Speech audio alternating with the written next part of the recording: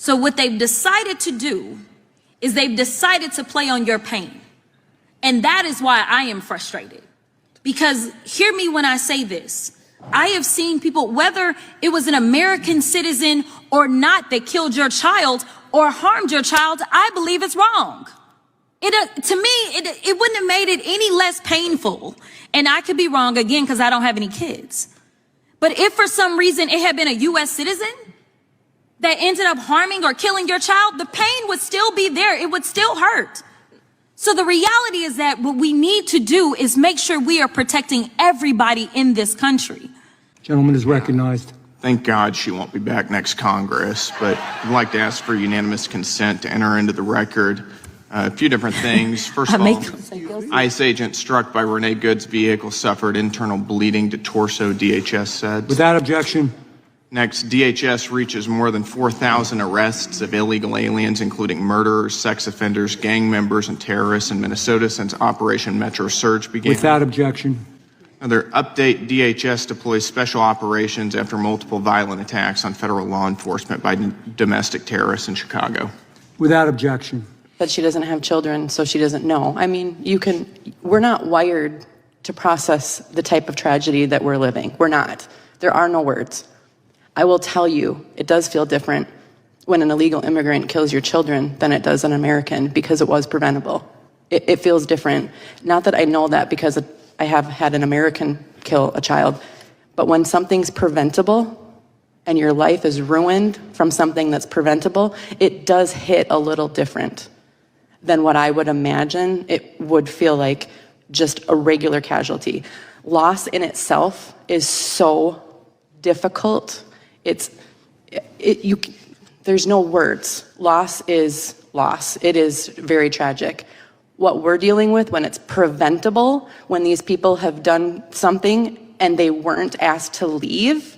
If I were to go to Honduras, where the woman who killed our children is from, and I would kill 2 teenagers there, I'm not getting any rights from the Hondurans. They're not giving me rights. It's different. This is preventable. So I think it does hit a little different when our tragedy is preventable. Thank you. Absolutely. Absolutely. Before we open this up, I got to get you ladies' response to that. To Jasmine Crockett. What a rotten human. Shelly, what are your thoughts on what she said?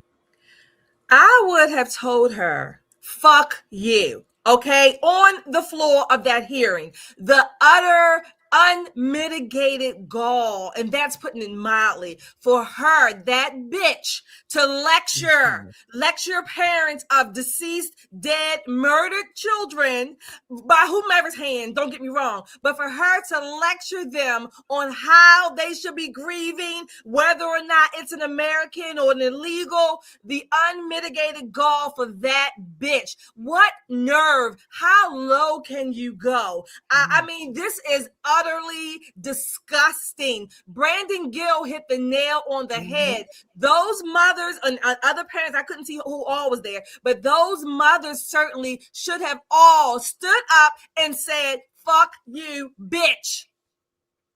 Yeah. Nicole, what are your thoughts on what Jasmine Crockett said? You know, I expected her to go low, but I did not expect her to go that low.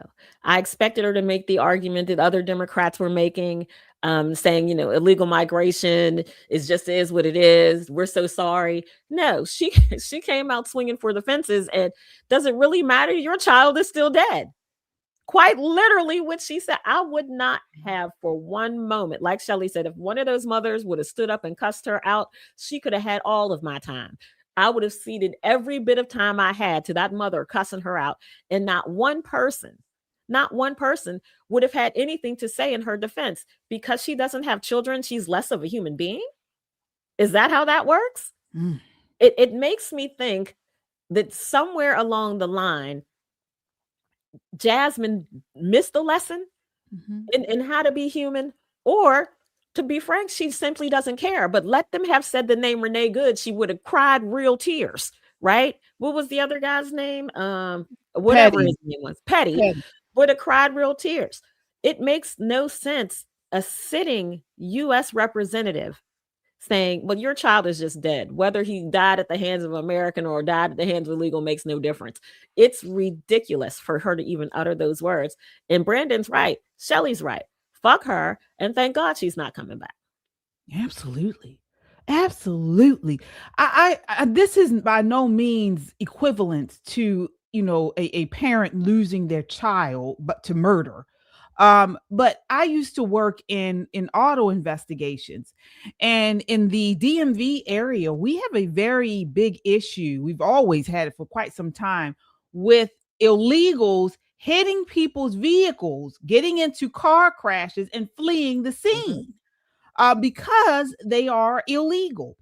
And this is sort of this is what it made me think about, because I used to speak with countless people who has had their lives changed, and the first thing they would say was, this person is illegal, they shouldn't have even been here. That was stunning. It was stunning to hear her say that. I guess she says she's not coming back, so she just don't give a damn what she says. Folks, we got a lot to cover tonight. Good morning, good afternoon, and good evening to you all as you watch this broadcast. It's time for Pop in Politics.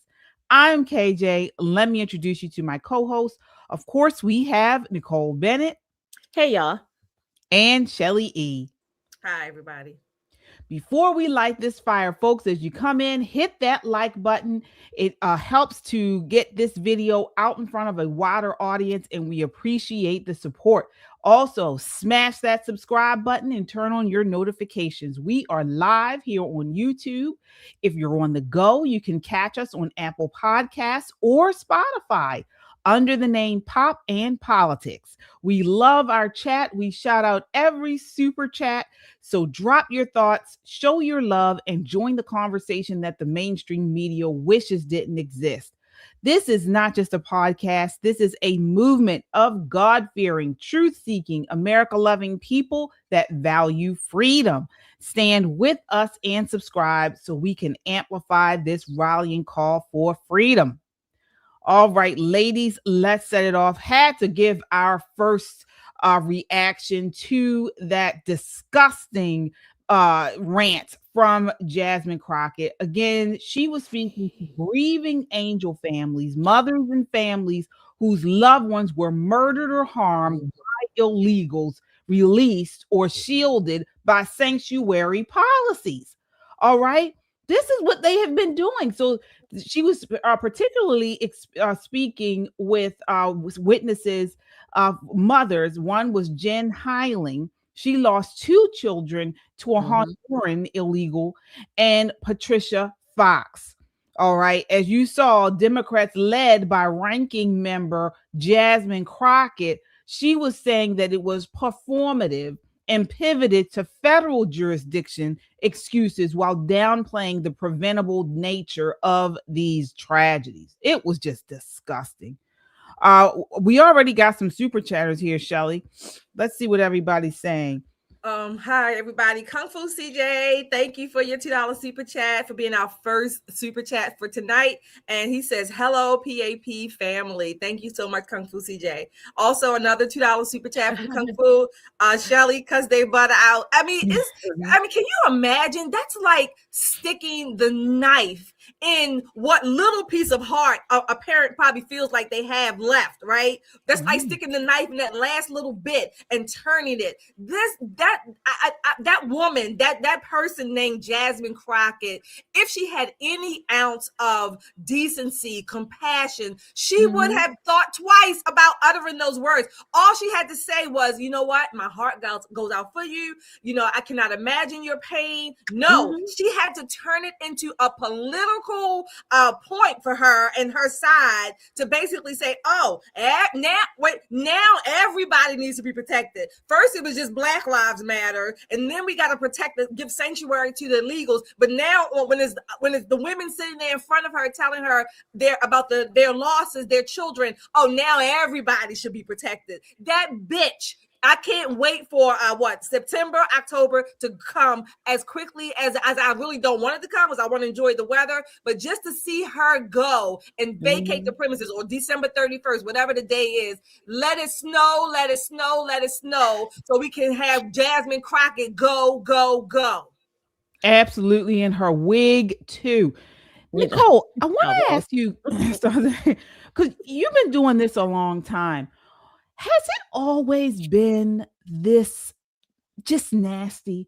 I mean, we always had the back and forth and the partisanship, but it seems like there used to be just a line no one would cross. And now it could even, let's say this was, let's say the Republicans or people are putting these angel moms there, and they're just, to push the agenda to get rid of these sanctuary cities.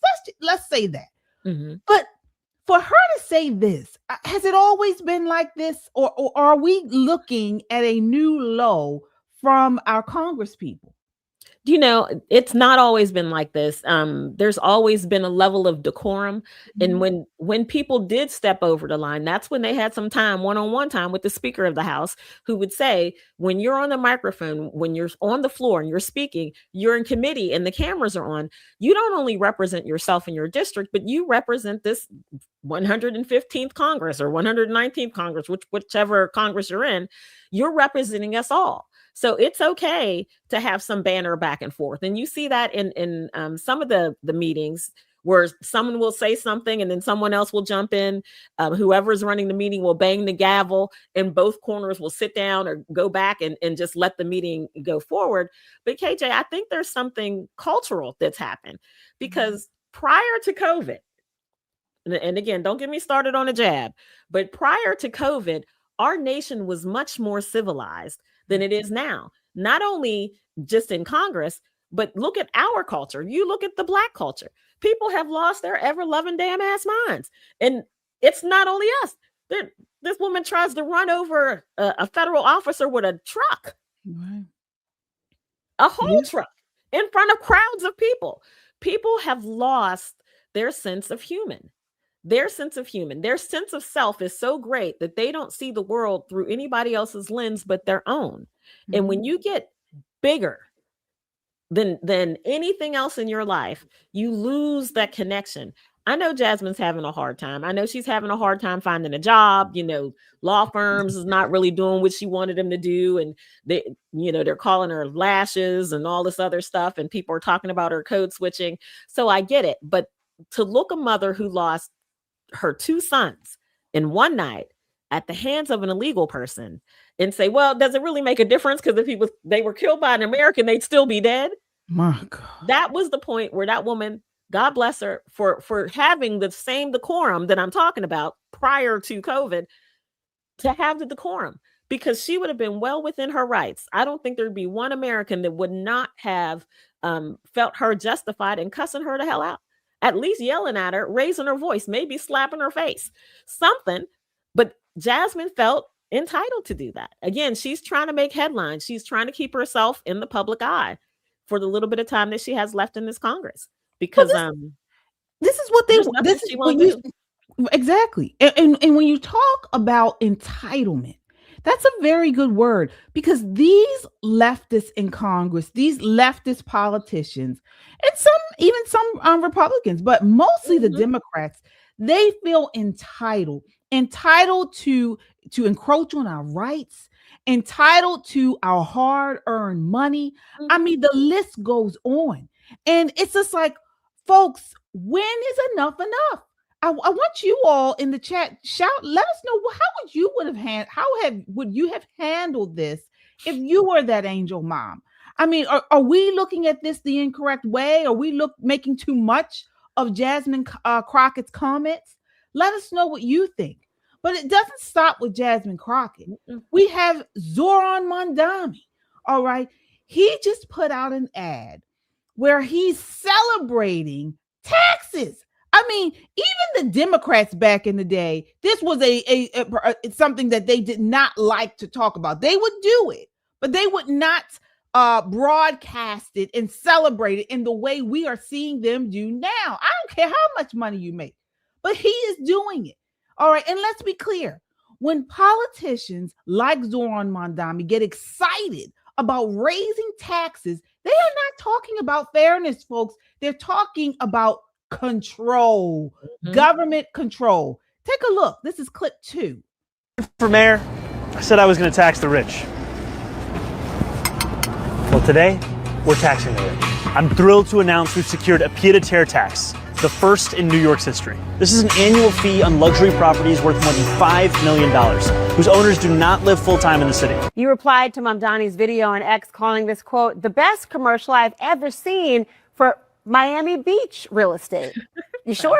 Yeah, it is. I think what happens here, and it's been going on for a few years in states like New York, Massachusetts, New Jersey, is when you tax people past 50%, pretty well in any tax bracket, as they move towards retirement into their 50s and 60s, they ask themselves, what's the reason that I would stay here when I can go to Tennessee, Texas, Florida?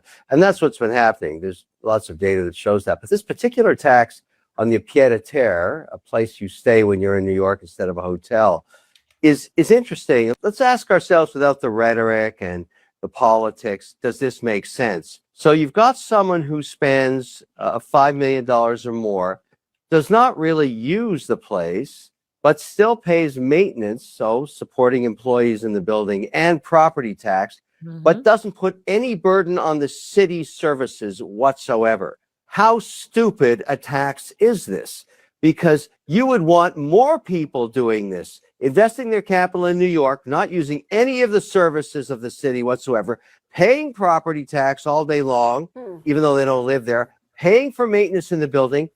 This is the stupidest policy I have ever seen in real estate. Mondami's still in his honeymoon period. He's only been a mayor for a few months.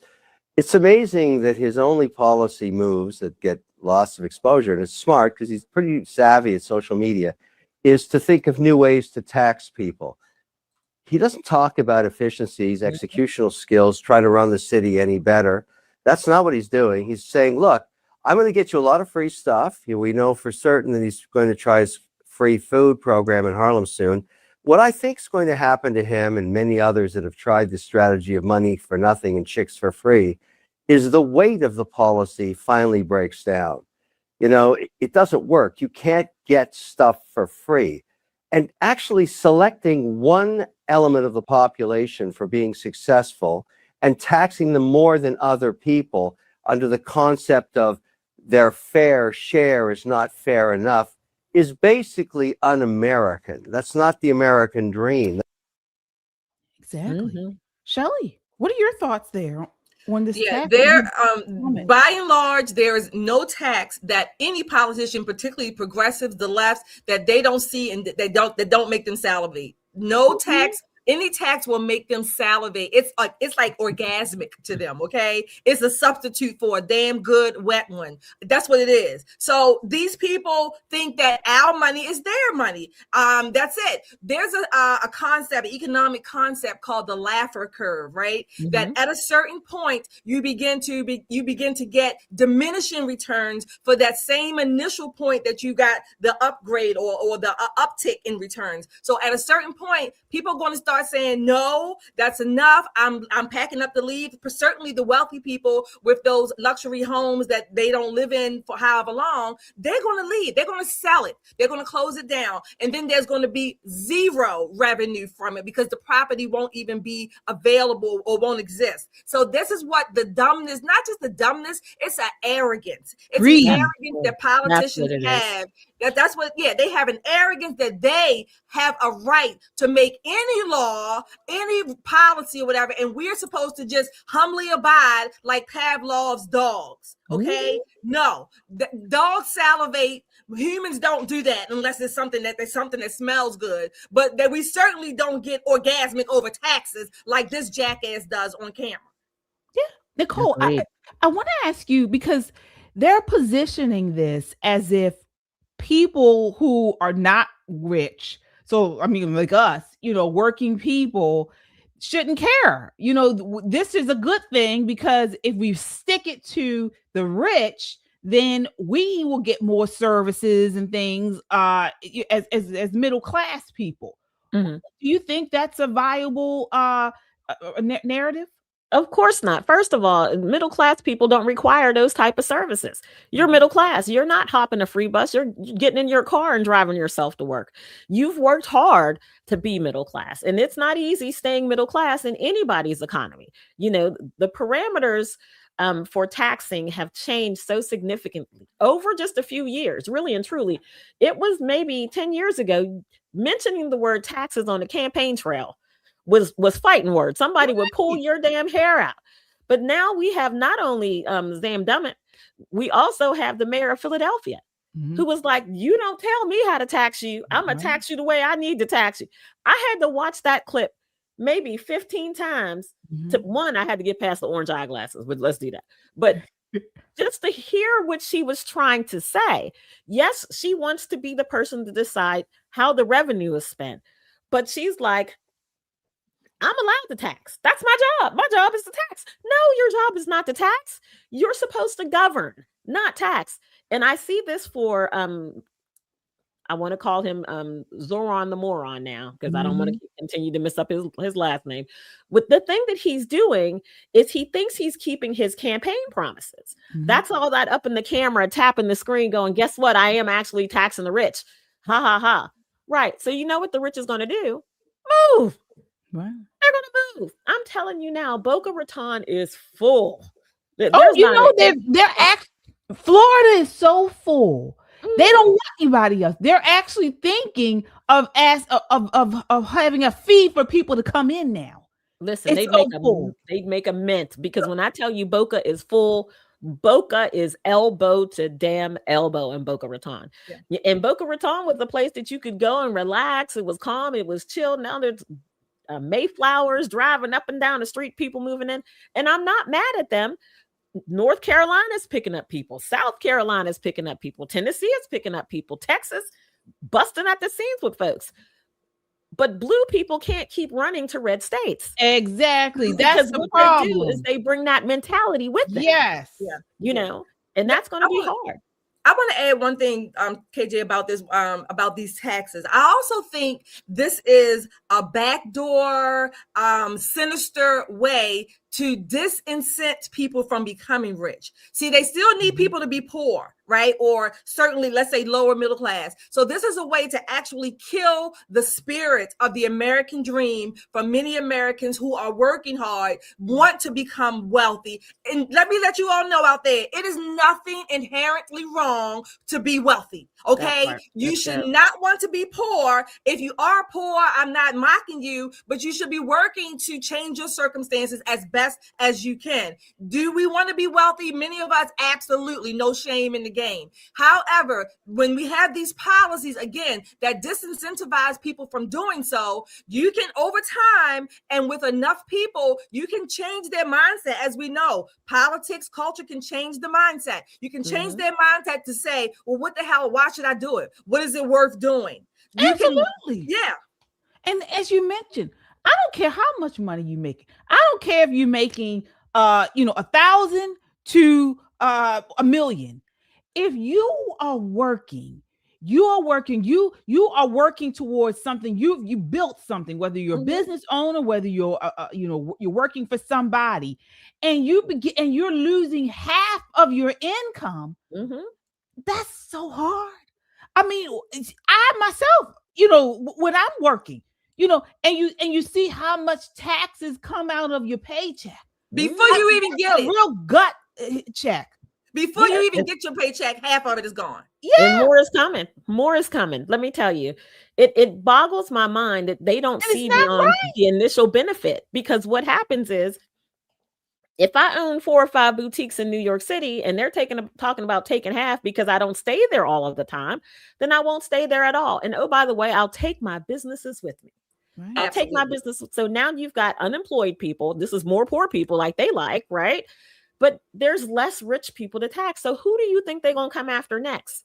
They're coming for your middle class ass. That's who they're coming for.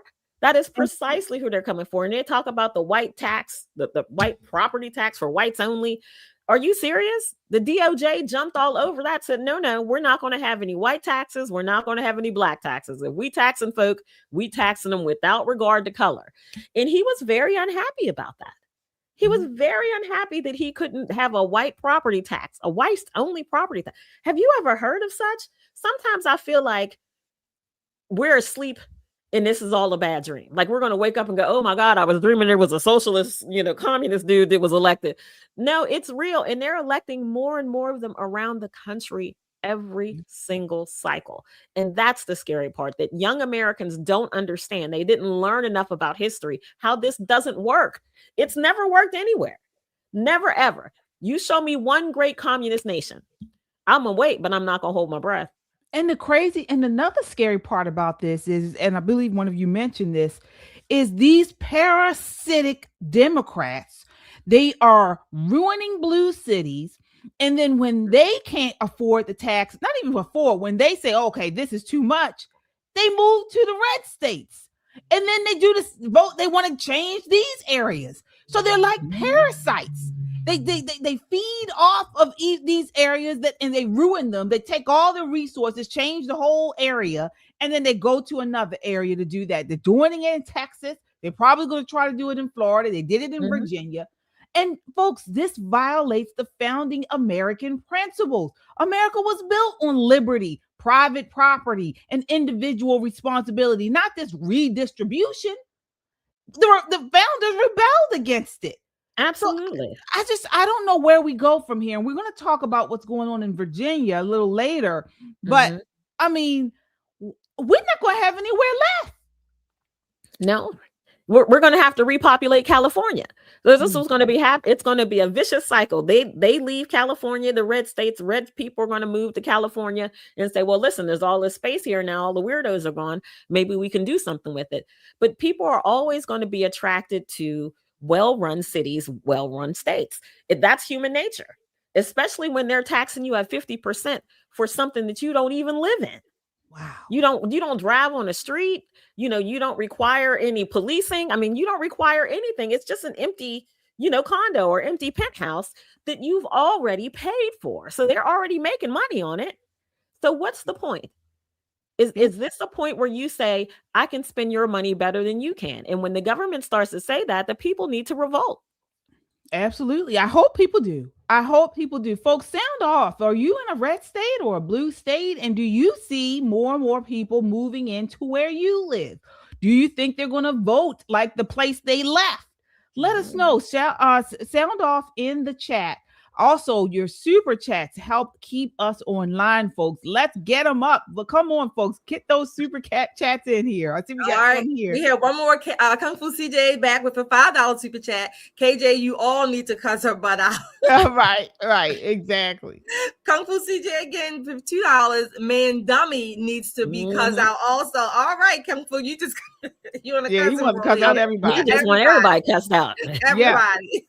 Well, folks, we want to thank you guys for watching, continuing to like, continuing to share, and we got to shout out all our community here who have been wearing their merch. That's right. It's amazing. Yes, we have some photos. We have some photos to show you guys. Oh my gosh, look how cute. Yes, she looks gorgeous. Okay, we don't I love see it. Yet. There we go. Absolutely. Okay. Oh, we got Yanni there. Hi, Yanni. Yes. That's Yanni. Well, give me my money back today. Perfect shirt for the day, Yanni. Give me my money back.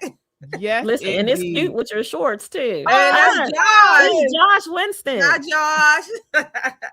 You look handsome. Oh wow, Josh, you look great.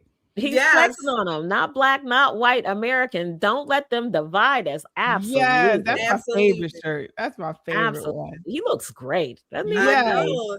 All right, everybody out there in Chatland, you saw it. We shout you out. Make sure you get your merch. You can go to www.metroconservativemedia.com and you can shop one-stop shopping at all our platforms. Go ahead and do it right now. And don't forget to hit that like, share, and subscribe button and hit that notification bell because they tell me it reminds you of when we go live. I don't think we've seen anybody in These People Are Crazy t-shirt yet. Not Y'all yet. didn't buy that one? That's a great shirt. That's a great, I mean, you got to go a little hard for the GOP to wear that one, but that's a Mhm. great shirt. There are lots of wonderful shirts, no matter where you fall on the conservative spectrum. There's a shirt here for you. Even if you have someone in your life who's not exactly conservative, not black, not white, American is a shirt that anybody can wear. That's a shirt that says, listen, we're all one nation under God. We don't need all of this division. And that should be the story that carries the day. We also have pillows, we have bags, we have all kind of merch. So if you guys want to take a look in the merch store, it's a great way to support the channel, and you'll look great. You'll be up on the screen like Yanni and Josh, especially Josh with that muscle flex. Let's go, Josh. I know. Oh my gosh. It's so cool seeing everybody, I because we know. talk and we chat all the time on here. So it's nice to see your smiling faces. And we really love you guys. Thank you so much for the support. All right. So moving right along, folks, Maryland has actually been in the news recently a lot. And unfortunately, it hasn't been great. All right. Lots of stuff going on with crime, and the legislative session just ended. And it ended on last Friday with a midnight frenzy. Okay. I mean, with, Democrats have a supermajority, and of course, Democrat Governor Wes Moore was ready to sign. They rammed through a wish list of radical progressive priorities disguised under equity and safety and all that crap. Well, here with us to discuss it all is Delegate Latoya Congolo. All right, she is with us. She represents the 31st District here in Maryland, and she is a Republican. Do we have Latoya? Hey, Latoya, Delegate Congolo. Yeah. How are you? We are well. How are you doing tonight? Look, I just finished the 90-day legislative session in the Maryland General Asylum, and I am getting the much needed rest and just getting my sanity back. Yes, indeed. Yes, indeed. So let's get right into this. I want to start off by asking, I mean, this was quite a session, and an impactful one, not the greatest impact for Marylanders. What do you believe? What do you think is what bill that or agenda that passed that you feel was probably the most that will impact Marylanders the most? Well, what I'll say is that this session, I misjudged what I expected of this session. I thought because it was an election year that they would be a little more civil, maybe focus more on the budget and make sure that, they put Marylanders first. And it was the complete opposite of that. If anything, this is only my second session, so I only have one other session to compare it to. But most of the folks down there who have been there for years said that this was the worst session that they've ever experienced. And I believe it. I mean, it was horrible. It started with gerrymandering being the first thing that we're debating, and it ended with illegal immigrants. I mean, there was not that Maryland citizens were left far behind. We were not a part of the agenda. And it's sad to me the direction that the state is going in. And these are the people who are elected. Wow. Yeah, Nicole, what are your thoughts here? One, I want to say you did a fantastic job.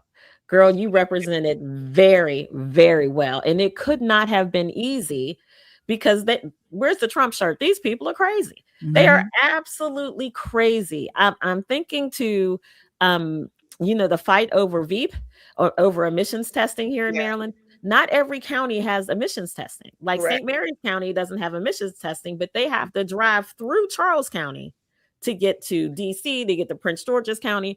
So you mean to tell me the St. Mary's cars don't have an emission problem, but only the cars in Charles County have an emissions problem? This is just, a subjective tax on certain people. And that's a fact. I mean, that's not even, no one's shading the truth, because if emissions was an issue, every single county and Baltimore City would have to pay the emissions. But their pushback was no.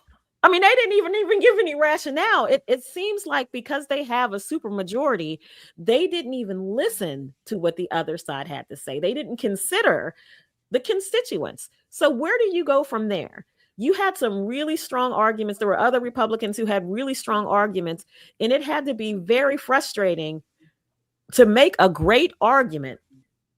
And they just look at you and go, it is very frustrating. And it's sad because of the fact that a lot of them, because they're in the supermajority, they don't put in the work that we Republicans put in. We have to do our research. We have to craft strong debates and arguments. And you got to understand, we don't have the support that they have. You know, all of the legal team down there, they're all Democrats. You know, they're calling each other on the phone, texting each other, giving each other tips or what to say when they're debating, where we only have our own voices. And they don't even really read the bills. They don't have to. They vote together. All they have to do is just show up and press a button. They're told what to do. So we're there, and we have to really do the work of 3 Republicans since we're so outnumbered. And it is very frustrating because we know we're right. We know we make sense. A lot of times they even know that we make sense, that what we're saying is true and should be done. But because they're afraid to go against the party, then, you know, they go along to, you know, vote to, you know, just to get along and go along. That made me crazy. I was like, how do you vote for a tax just for your, and that was the crazy thing. You're voting for a tax just on your community. Right. And you're going to go back at the end of April and give your end of session report and go, oh, well, yes, I did vote for you guys to continue to pay admissions, but don't worry about it. In the grand scheme of things, it's only $30. Well, it's only $30 on top of the higher electric bill, on top of all the MVA fees and stuff. They're nickel and diming people to death. And it makes me crazy that their voters don't seem to care. They just... I think that, you know, a lot of times, I don't know if people pay enough attention to local politics. I don't really think they know what, honestly, I can say that me being on the inside, I see how destructive it is now. I didn't realize the extent of the destructive lawmaking that happens in Annapolis and how it affects all of us. I'm not a rich person. I see myself as an ordinary person who's working hard. I got a kid in college. I'm saving for retirement. You know, I'm just like the rest of everybody else. Yeah, exactly. So anytime that I'm there, I put myself in that position. Like, my God, it's going to be harder for me. It's going to be harder for my kids to buy homes and, you know, raise their families here. It's really just disturbing. And I hope that people wake up and you know, even if you have to squint your eyes when you go vote, please vote for a Republican. We need balance down there. If you've never considered voting for a Republican, they've been in power for 106 years, people.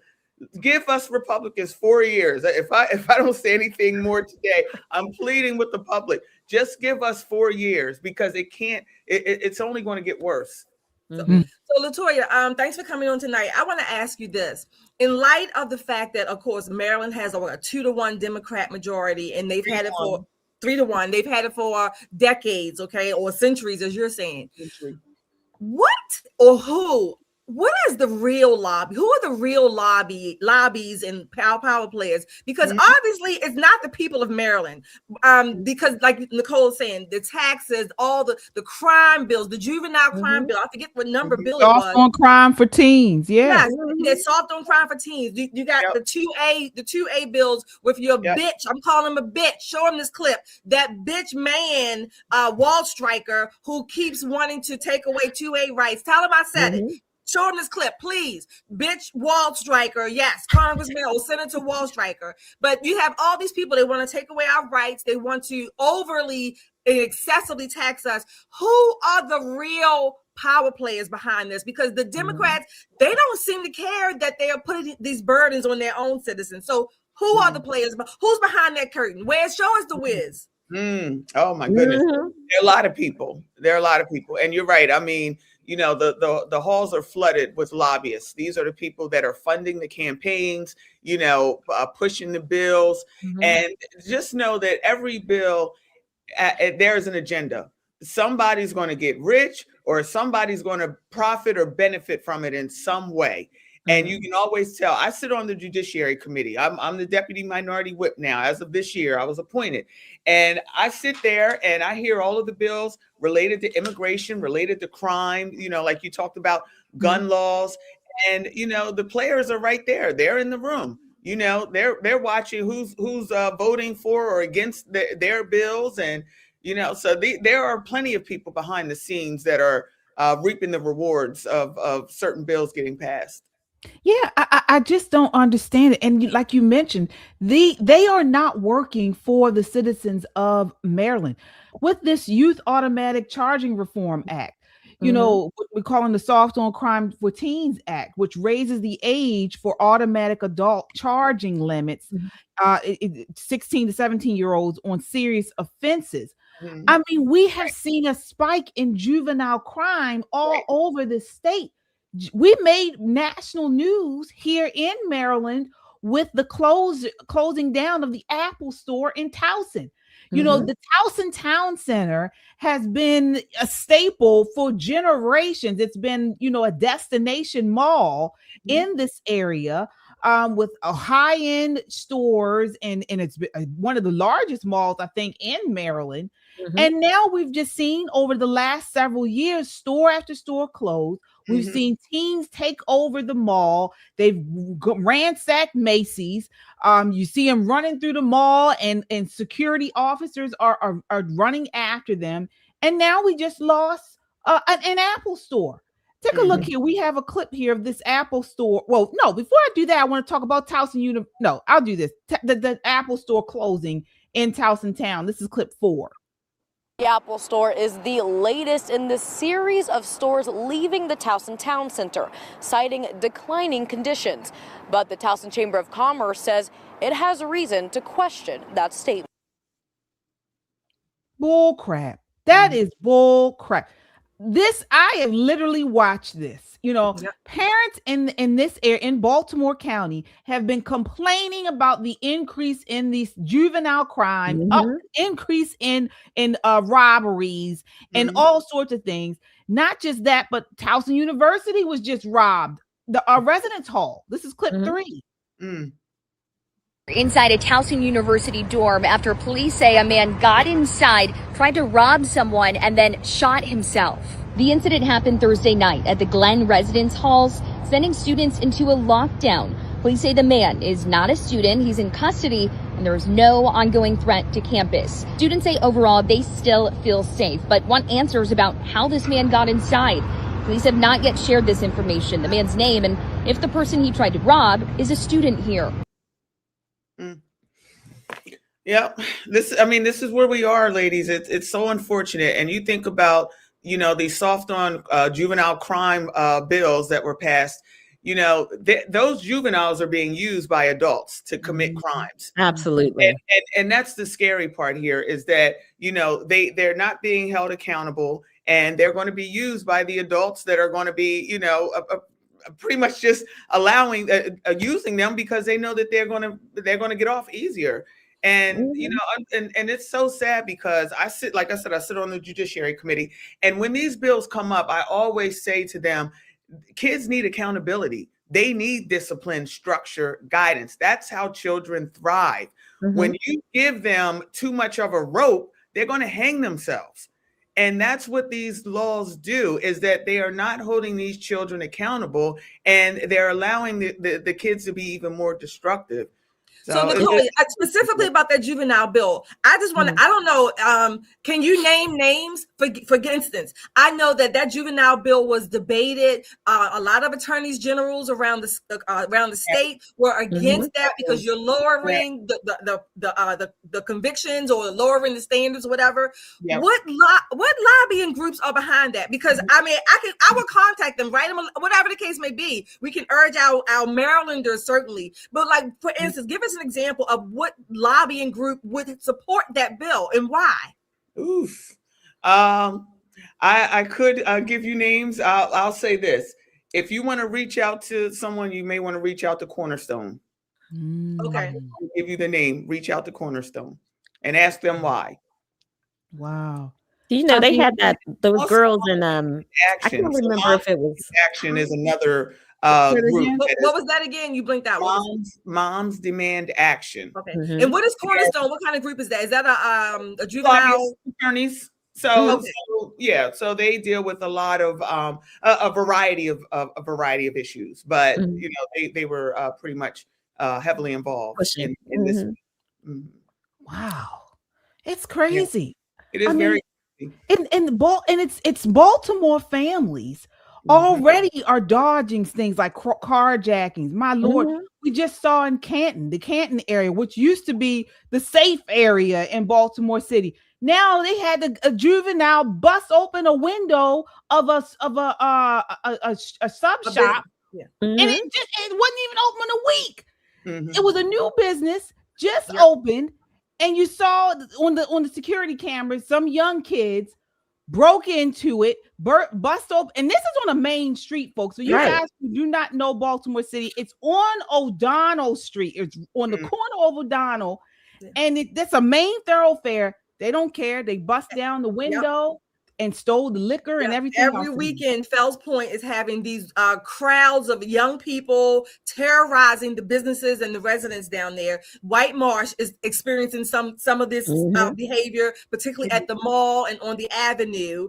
It's going to get to a point where people, because of our legislatures and the laws that they are passing, Marylanders, individual citizens are going to start taking, quote unquote, the law into their own hands to protect Right. themselves and their families and their businesses. Well, they're Our trying to stop that too with the gun Yeah, control that's right. expansion. Our legislators aren't doing that. They are protecting the criminals from the sanctuary states to the illegals to the juvenile monsters. Okay, they're doing everything they can to protect these people and actually encourage them, incentivize them to commit more crime. Again, that Laffer curve also works in this way. The more crime that's committed that is not prosecuted, at some point there's going to be a diminishing return of those rules, because you know why? The people are going to take the law into their own hands, and that's when you're going to start seeing literally all hell break loose. Okay, these people in Annapolis do not, by and large, 90% of them, I'll say,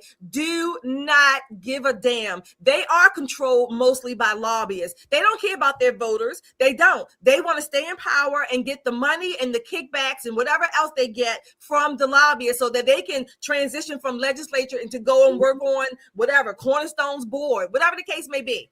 Okay, they don't mean us any harm. I mean, they don't do us any good. Absolutely. And I want to say this as well, because I saw somebody say get out of the cities. It's not just the cities anymore. Nope. It's not just the city. I'm No, gonna tell it is you. not. It is not just the city. We used to have in Waldorf, St. Charles Town Center Mall. It's still there, but there's nothing in there. I mean, there's some like mom and pop stores, and when I'm telling you, walk in there, they're on you like white on rice, because they have to be, because there's no accountability for children who do the wrong thing. Now, I'm not saying the pendulum should swing completely the other way and we should be locking kids up 50 years for shoplifting. I'm not saying that, but there has to be some penalty, something strong enough so that they learn that you don't take things that don't belong to you. There was a girl, and she was a bigger girl, and she was taking clothes from like a smaller section, like I forget what they call it in Macy's, but it's like the junior section. So she had a handful of name brand jeans, and she was just walking toward the door. Just walk clean out. The little buzzer went off. She kept going.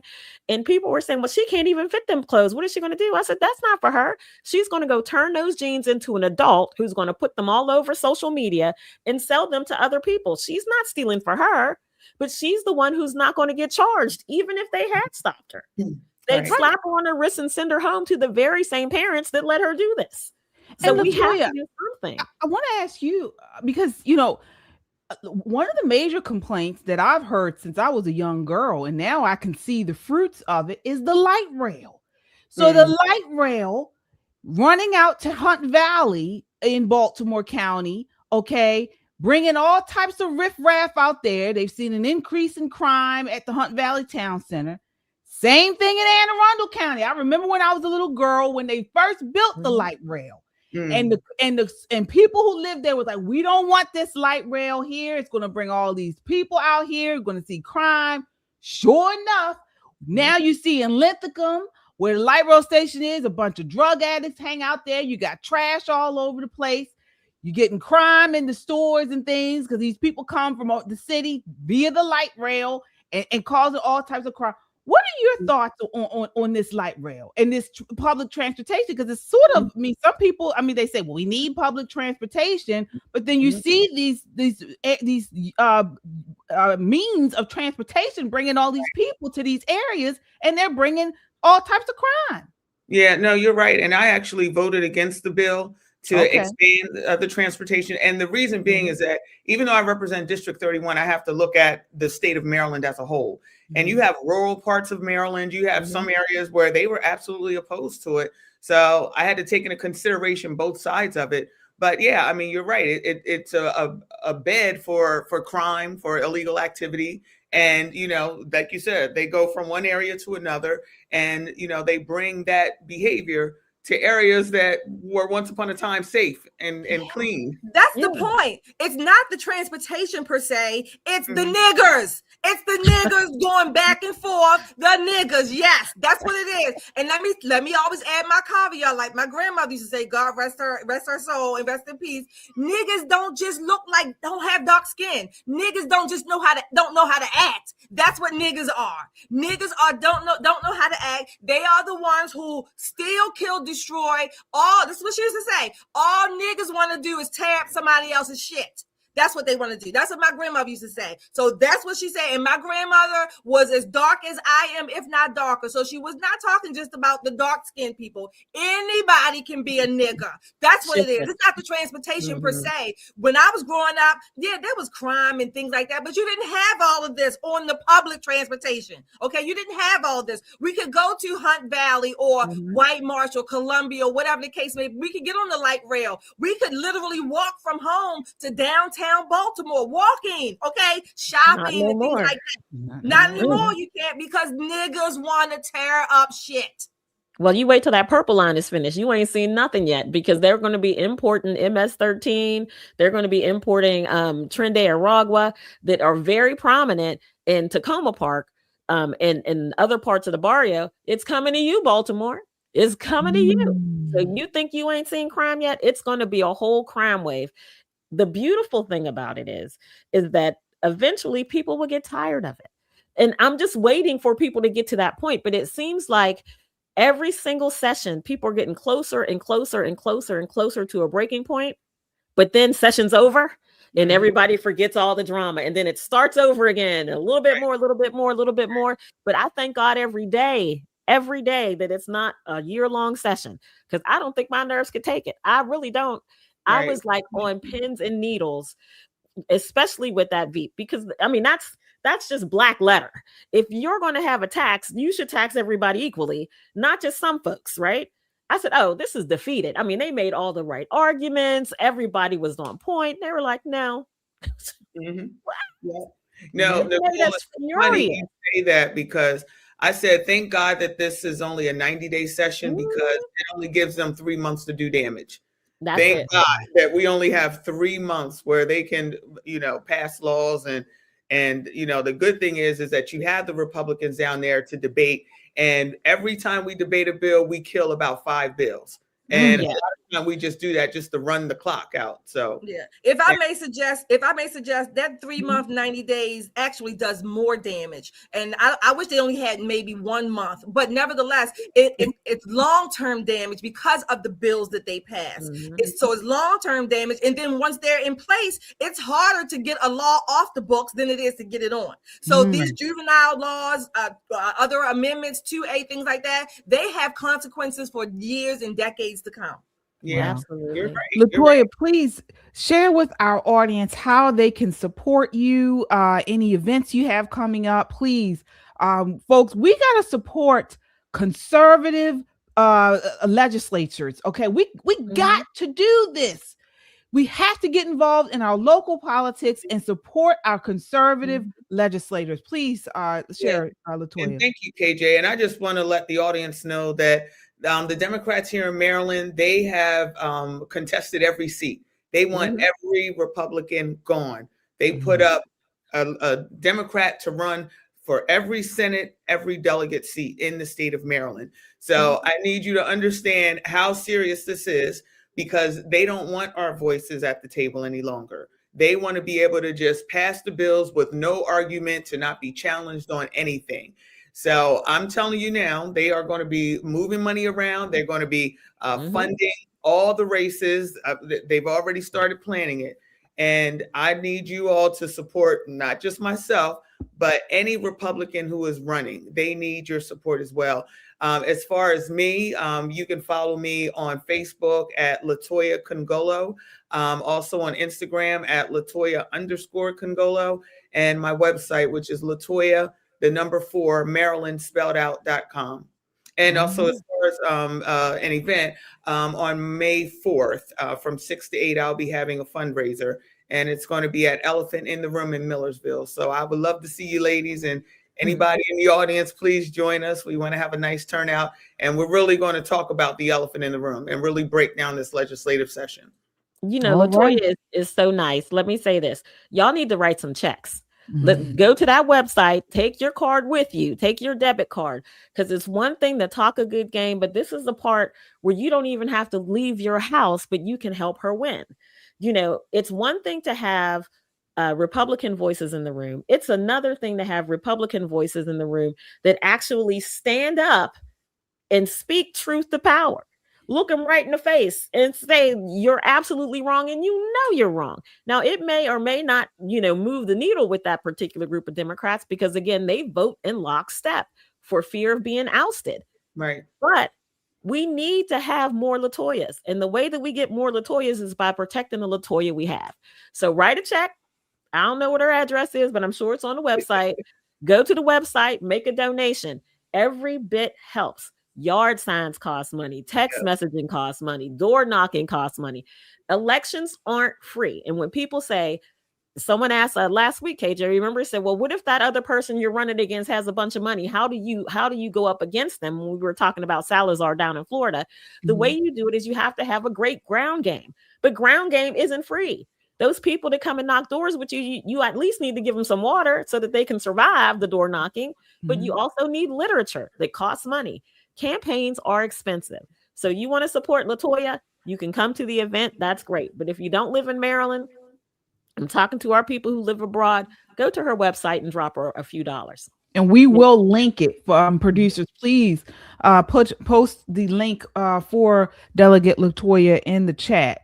So hopefully you get some donations tonight. I hope so. I thank you, ladies. We got a road ahead of us, but you know, I'm in this fight to win. I'm doing this not just for myself, but you know, for conservative voices across the state of Maryland. So I appreciate you, ladies, as always, and thank you for your support.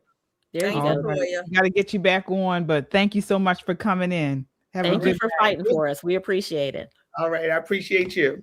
All right. All right, we have some super chats here. We saw you all commenting there while we were on with Latoya. We have Julia. Thank you for your $5 super chat. President Trump needs to bring out the Communist Control Act of 1954. Stop this insanity. Love you. Love all you ladies. Thank you for that. We love you back. Julia. We have Talkington. Hi, Michelle. Thank you for your $5. Maryland Dems are destroying communities and small businesses with zero remorse. Absolutely. They surely are. Thanks, Michelle. Michelle is also running, you guys. Thank you, Josh, for stopping by. Hi, Josh. Thank you for your $20 super chat. Delegate and Congolo, you are so phenomenal. Like Nicole said, you rock that legislative asylum. I was cheering you on from Massachusetts, and as a former Oxon Hill resident, that's right, I was so heartened by your grit and tenacity. Thank you, Josh, for that. Always so supportive. We have Kung Fu again. Thank you for your $2. He says Shelly E with all the smiley emojis. Thank you, Kung Fu, for your support. Justin, thank you for your $2 super chat. Shelly for president. I vote for it. Jessica, thank you, Jessica, and also Jessica has been a member with us for 10 months. Thank you for that. Thank you, Jessica. Need a law mandating YNs work or volunteer at the school during breaks or summer to keep them busy to occupy their time. The problem is they're bored. Jessica, let me say something about that. Number one, We don't need a law for that. We need parents for that. Number one. Yeah. That's how it used to be. You need the parents for that. You don't need any more laws for that. Number two, when I was young, boy was not even in our vocabulary. You know why? Because the moment we mentioned the B word, bored, we either were told you better go outside or I'm going to give you something to do. And giving something to do meant cleaning the house from top to bottom, whatever the case may be, scrubbing the steps, sweeping, mopping, whatever. So we took our butts outside, and if we happened to if we had to be in the house, maybe because of the weather or whatever, our parents didn't care that we were bored. They would say, you got a brain, use it. That's it. And they wouldn't care. Today's parents are so concerned about every little ache or misery that their little rugrats and brats have. They think they have to coddle them every time they have a sniffle or a tear comes out or they don't know what to do.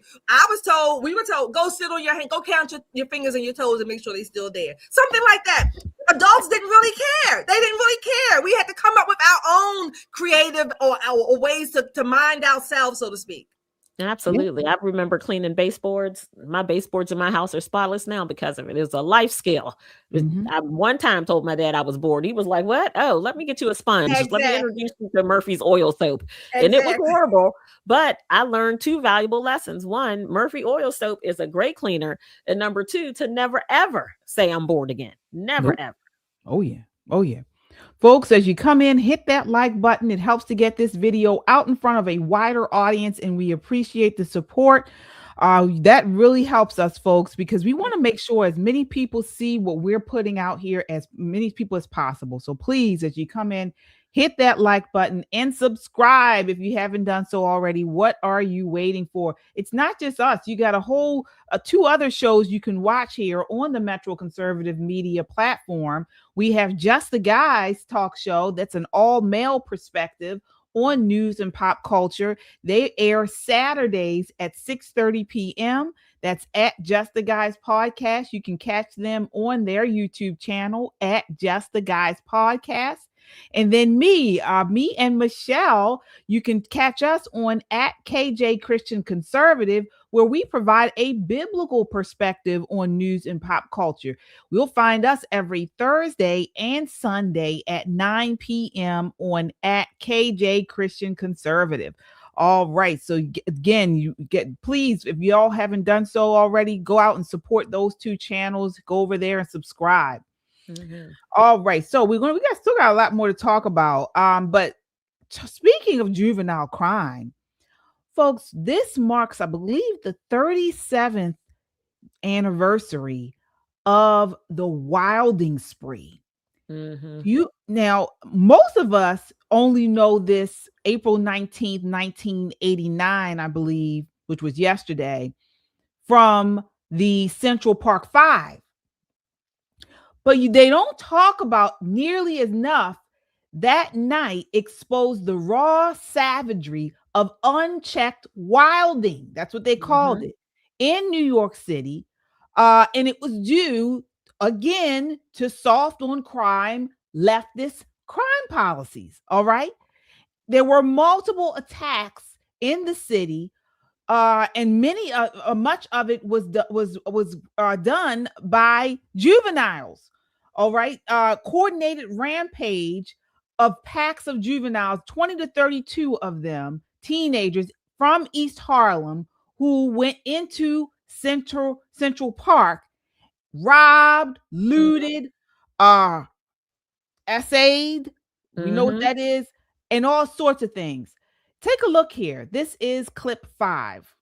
Tonight is April 19th.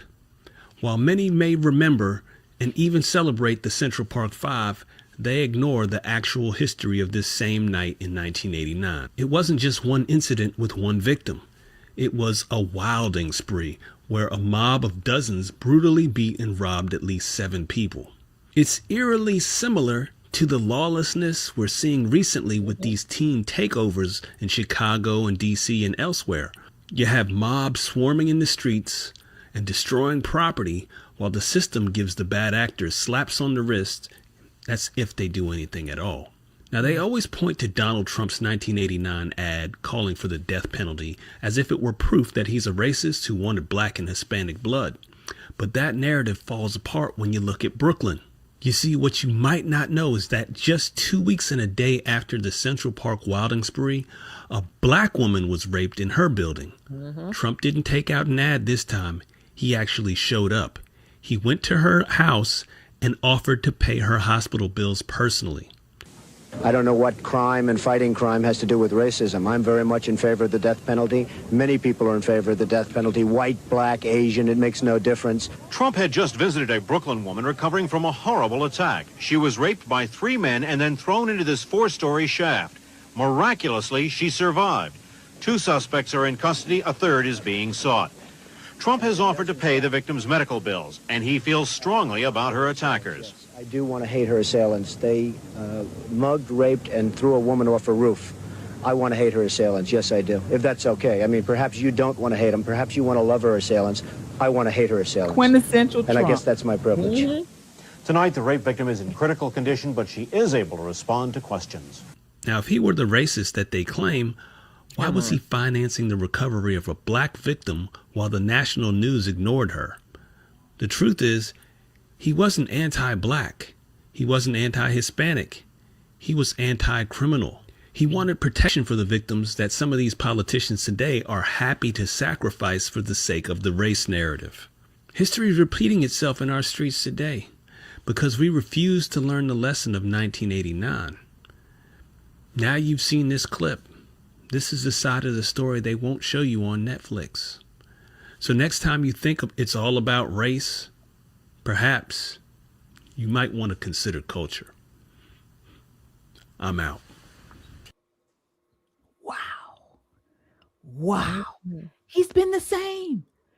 And how many of you all in the chat, how many of you, this was your first time hearing this story, but how many of us have heard that he's a racist? You know, that he was giving out, he wouldn't sell rent to black folks. I mean, the list goes on.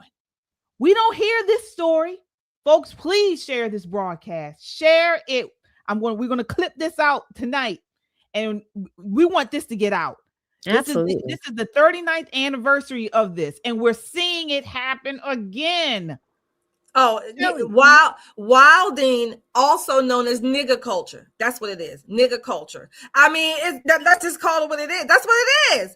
And we want to put all these fancy words on. It's nigger culture. And again, I was just for the disclaimer for YouTube. Okay, nigger does not mean just black people or dark skinned people or black and brown people. It means anybody who is hell bent on destroying, who's turn up everybody else's shit. They're making the city, the community, a difficult place to just live and thrive and grow, raise your family, patronize the businesses, whatever. That's what it does. That's what it is. Nigger culture. That's what it is. Let me read the super chat. I'm sorry. Let me read the super chat. Justin, thank you for your $2. Trump needs some fighters. They're bored. Thank you, Justin, for that. That, this is how the Clintons got to the term super predator. Do you guys remember that? This super predator term caused Hillary an election, plus some other stuff. But that super predator term, because people were fed up with crime. And it wasn't just New Yorkers who were fed up with crime. People all over the country had enough of the lawlessness. And that's how we got over that hump. What I was saying earlier to LaToya, we've not yet been saturated. When you take a look at what was happening in the late 80s and the early 90s, when you take a look at it, it was like 30 kids, maybe 5, 6, 10 kids. We now have hundreds of kids doing this. And the reason why they do it is because they have no fear of repercussions. None. There is no fear of repercussions. When they beat up Big Balls downtown DC, dragged him through the streets, stomped on him, and he made sure his girlfriend was protected. But they beat the crap out of that car, the car that was in front of it. They were trying to break into the store. They beat him relentlessly. And what happened? Slap on the wrist. Slap on the wrist. And as long as we continue to let people take full advantage of us, they will. I don't want us to go back to the super predator days. There's got to be a happy middle ground, but we have got to do something because it's getting easier and easier to be lawless. And again, for children, that group think is incredibly seductive. Incredibly seductive. And your honor roll student may be downtown DC with their friends, and their friends run into a CVS or a Target or a Lululemon. And before you know it, your child's a felon. Your child is a felon. So we definitely need parents to step up. We need the rules of engagement for police to be a little bit different. Shining the flashlight at them is not going to stop it. These kids are not afraid of light. That's not what they fear. You know, the schools have to do better, and the community has to do better. It's not enough to say, oh, well, you know, they have insurance. The store can get their money back. They got insurance. We can't continue at this pace. It's making everything more expensive. Shops are closing. You won't have anywhere to shop. We have to solve this problem, and kicking the can just won't work. Absolutely. And at the end of the day, folks, Black folks need to call out the niggas. All right? Simple as what Shelly said. Mm-hmm. Stop blaming everybody else. Okay? It's time for Black folks to take charge of our own community. Mm-hmm. Stop blaming everyone else. Stop begging everybody and start taking control of our own community. This is what it is. This is what it is. Otherwise, we're not going anywhere. It's not going to work if everybody else does it. We got to do it. And if it means calling out the niggas, call out the niggas. Niggas. There it is. Listen, no lies told. Not one lie has been told. And you see it all over the internet. People say they got Black fatigue, they got ghetto fatigue, they got all kind of fatigue, but they have is nigga fatigue. That's what they have. But nobody wants to say it. Nobody wants to be, oh, she dropped the N-word. Was it a hard R? Let me tell you something. When the niggas behind you about to bash you in the head to steal your handbag, you're not thinking, well, maybe I should call him an African American. Maybe that's how I should describe him to the police when I come back from my coma because he pushed you down a flight of concrete steps. We have got to get real serious. And in our own community, you have to take responsibility for your behavior. Whether you're right or wrong, and you know your child was downtown and they suddenly come home with a brand new jacket or some brand new clothes that you did not buy. Parents need to step up. You need to step up. If your kid is gone and you know they have a curfew, where is your child? Remember that commercial is 10 o'clock. Do you know where your children are? It's crazy to me that parents are actually against curfews. It's like they don't want to be home with their own. They don't want to be home with their own spawn. They don't want to be home with their spawn. They're afraid too. They're probably. I don't understand it. You made these people. These are your folks. These are your folks. Come get y'all people. Because what's going to happen is some shop owner is going to have enough. And there's going to be some dead teenagers on the street. And then everybody wants to wear a t-shirt and light a candle and cry some tears. But the reality is shop owners have the right to defend themselves and their property. And their property. Something's going to happen and it's going to set the world off and it's going to be a shame. But before that, make sure it's not your child. Find your kid and bring them home. Parent them. It's not going to hurt. Exactly. It really isn't. We got to talk about this election going on tomorrow in Virginia. Take a look here. This is clip 10.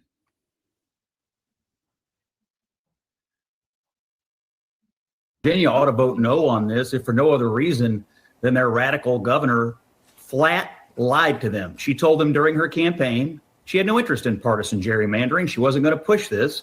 And it's the very first thing that she did. When I hear Barack Obama say, oh, this will be a temporary redistricting, all I can hear is Barack Obama saying, if you like your doctor, you can keep your doctor. He lied then. He's lying now. If the Democrats take this map from 6-5 in a 50-50 state to a 10-1 map and put every congressional district under the control of a Democrat who lives in Fairfax County in Northern Virginia, it will be a travesty. It will be a tragedy for a state that has had a tradition of being a very balanced, kind of a bipartisan, nonpartisan state, and it's going to be run by radical Democrats forever. There'll be nothing temporary about this. I'm just arguing that they lied to the people of Virginia about it. The governor, Spamberger, who ran as a moderate, I'm a normal moderate person, and I have no interest in all this partisan politics. I'll never gerrymander your state.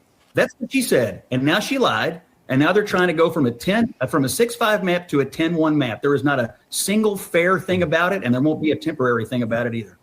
And now you have Democrats from all over the country, like Barack Obama and George Soros and Gavin Newsom and whoever, coming into Virginia to try to basically turn Virginia into the national headquarters for the radical left of the Democratic Party. If Abigail Spanberger is your definition of a radical Democrat, then I just think the goalposts have been moved quite a bit. I don't consider her to be a radical Democrat. I consider her to be a lying radical Democrat because she ran as a moderate.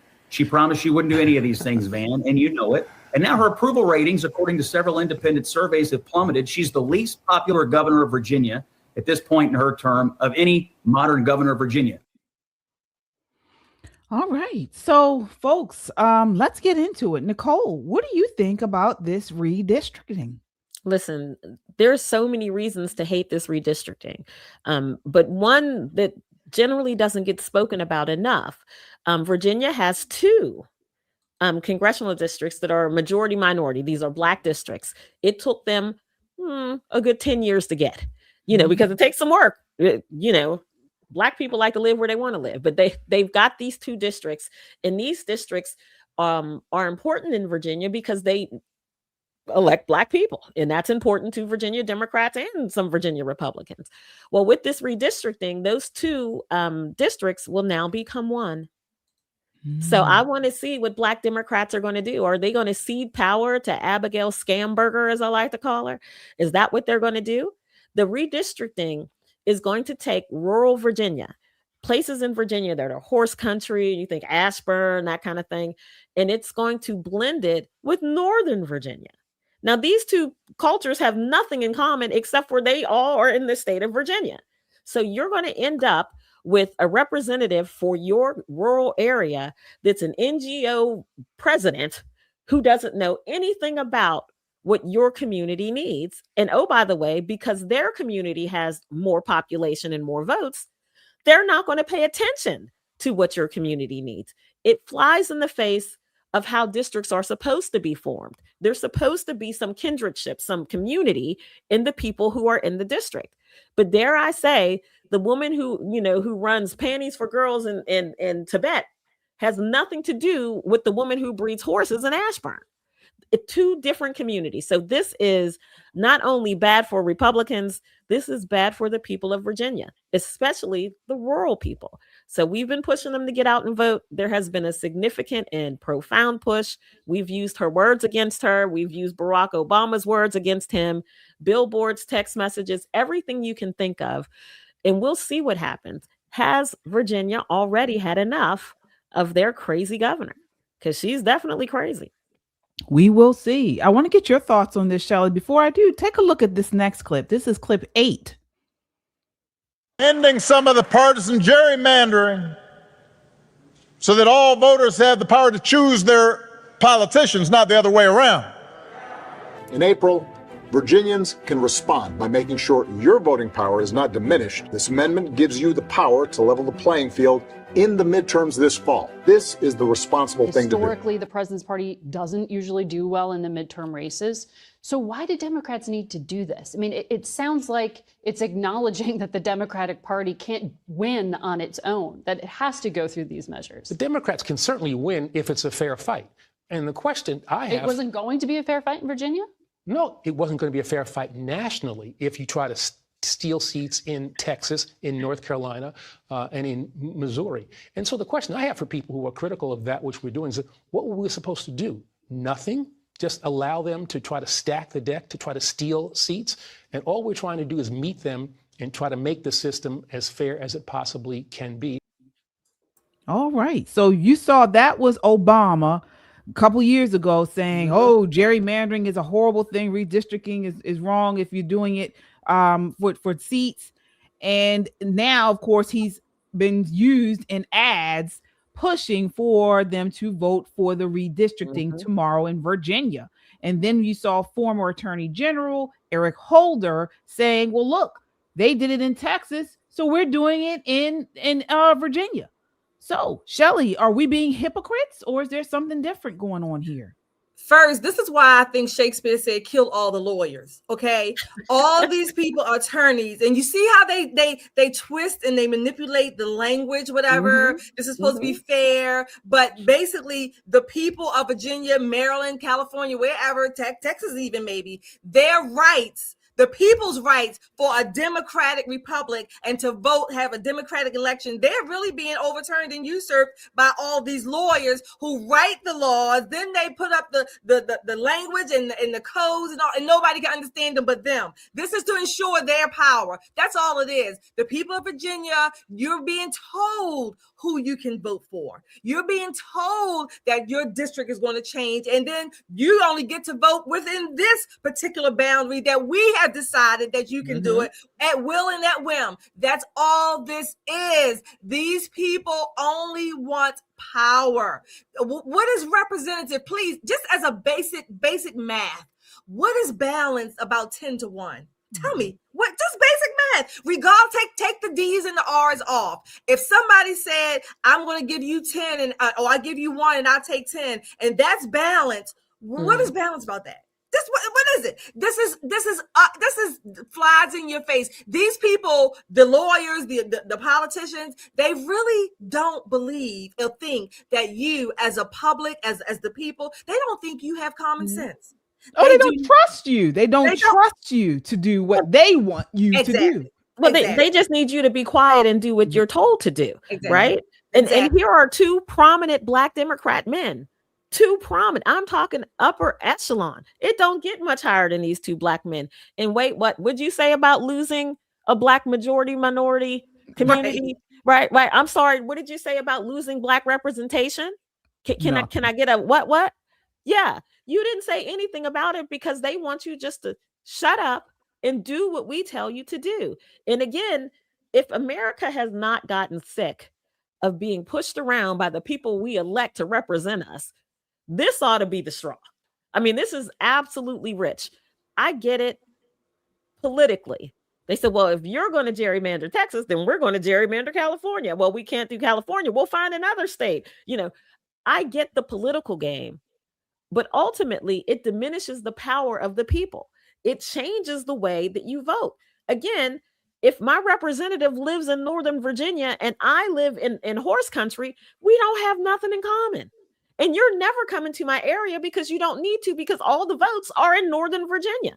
So I then go without any representation. Which is exactly what our Constitution did not want. Which was why we have a representative form of government, not just a straight democracy, because there can be tyranny of the majority as well as the opposite of the way. So that's why we don't have that. But these jokers, again, these lawyers, these are the experts. These are the smart people. They're educated, okay? You got to trust them. They're the ones in charge. They know what they're doing, but they're telling you, we know what we're doing. We're going to take away your rights and make you like it. Well, I don't know what's going to happen, but they didn't rolled out Barack, 3-4 weeks in a row. So their internal polling must not be showing them what they'd like to see. But I will tell you, there are significant and profound billboards all over the place. There's been radio shows, podcasts. I mean, people have been talking about this, because what happens is when people retire from DC, retire from the swamp, they all move to Virginia. Because you still get that same nice quality of life, and you've made a couple of pennies and you can afford to live in the country. But what happens when your representation doesn't even care that you exist? What happens to your schools and your roads and all of that then? Because let me tell you, these Northern Virginia elected representatives aren't bringing money home to Ashburn. They're going to keep the money in Northern Virginia. This is absolutely a power grab of historic proportions. And hear this, Maryland, if they do this in Virginia, guess what's coming for us? Oh, it's coming all over the country. Next session. Yeah. And this isn't even the scariest thing. I don't know if you all have been following what Virginia just did. This House bill, I believe it's 965, and Senate Bill 322, where it's an interstate agreement where participating states pledge to award all their electoral votes to the candidate who wins the most votes nationwide. So they're totally ignoring the state's own popular vote. And Yep. we know that many of the most recent elections, they won by popular vote. So in Virginia, it passed, of course, by pure party line. Democrats muscled into the General Assembly, and they control both chambers and, of course, the governorship. And the Senate voted around 21-19, the House 61-36, no bipartisan support at all. So Spanberger signed this into law. So with Virginia, they have 13 electoral votes added to the pile.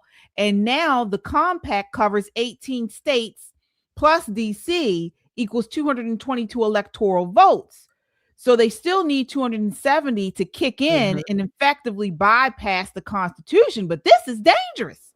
It's more than dangerous. It's illegal. So this is one of the things that, I think the closer they get, the more scrutiny it will have, and lawsuits are going to fly. Make no mistake. This is going to be something that's going to end up in the laps of SCOTUS for a myriad of reasons, because what they're trying to do is circumvent the will of the people. And that plainly constitutional law, plainly. So, I get what she's trying to do. And again, the blessing and the curse in Virginia is that you're a one-term governor. So you're lame duck on your first day. So there really is no reason not to take your foot off the gas. I mean, you want to go full bore, and that's what she's done. Now, did she lie and say that she was a moderate? Did she allow them to paint her as a moderate when she is just as radical as damn it and everybody else? Absolutely. But it got her in. It got her in because she said Winsome Sears was a nut. Winsome Sears is too radical for Virginia. This is what she said. This woman is too radical for Virginia. She's too radical for any state outside of California. I think she really is, a supreme California Democrat, but living on the wrong coast.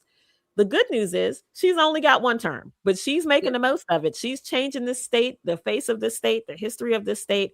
Every single time she opens her mouth, something else in Virginia goes awry. So it's going to be a long term for Virginia. You mentioned, I think it was KJ, whomever, they're circumventing the will of the people.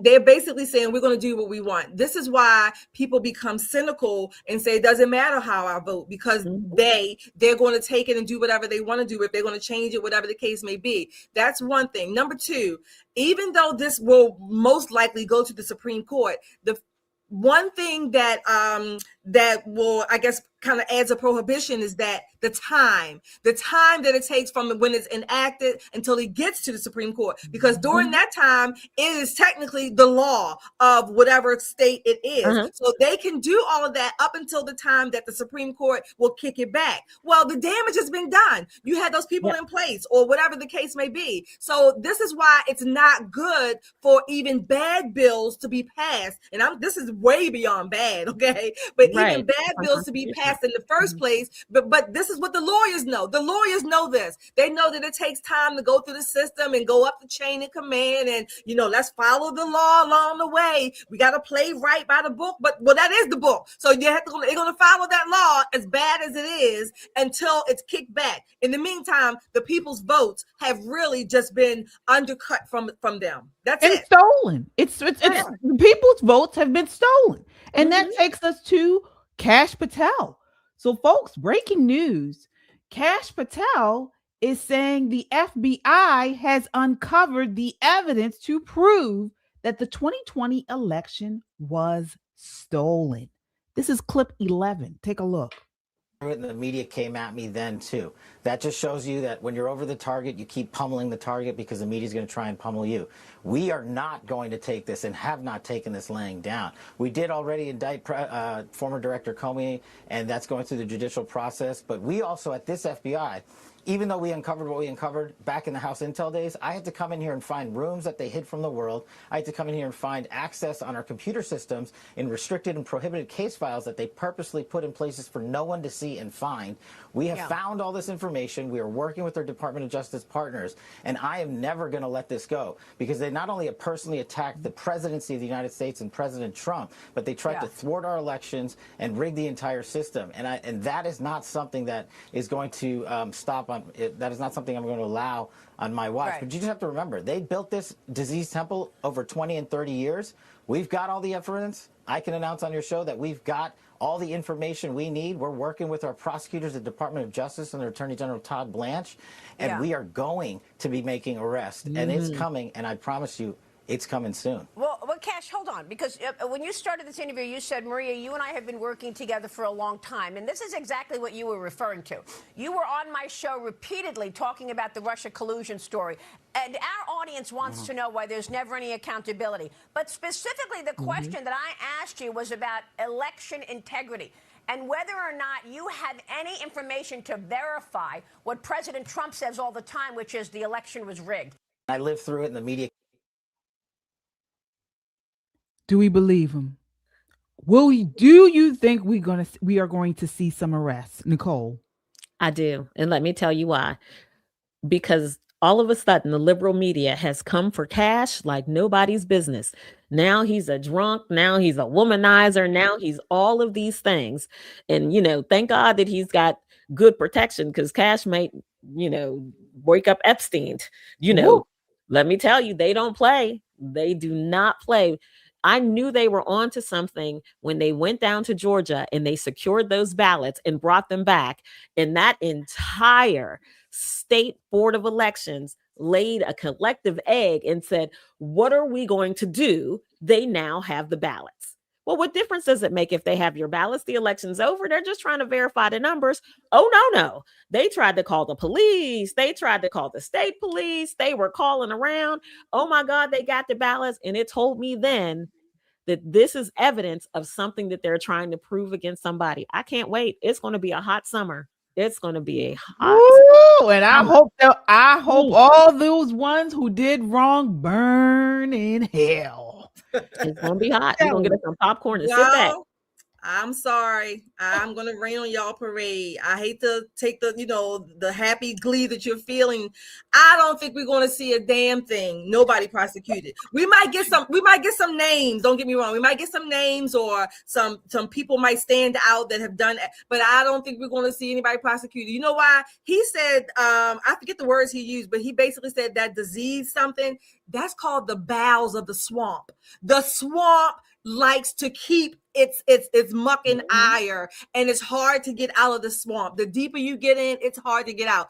I want people to be prosecuted. I still believe, yes, YouTube and all of you out there in whatever that thing called, whatever that conspiracy land, I believe the 2020 election was stolen from President Trump. I believe it was rigged, whatever case you want, whatever word you want to use. But I don't believe that we're going to see anybody prosecuted for it. We're going to get some names. They're going to get some hits. They're going to have to explain that. We might even get a hearing out of it, a hearing or two. But prosecution, oh no. The swamp likes to eat and keep its own. Buried, signed, sealed, closed up like a coffin in a mausoleum. That's what the swamp does. And I don't think so. So I hope I'm wrong, but I don't think so.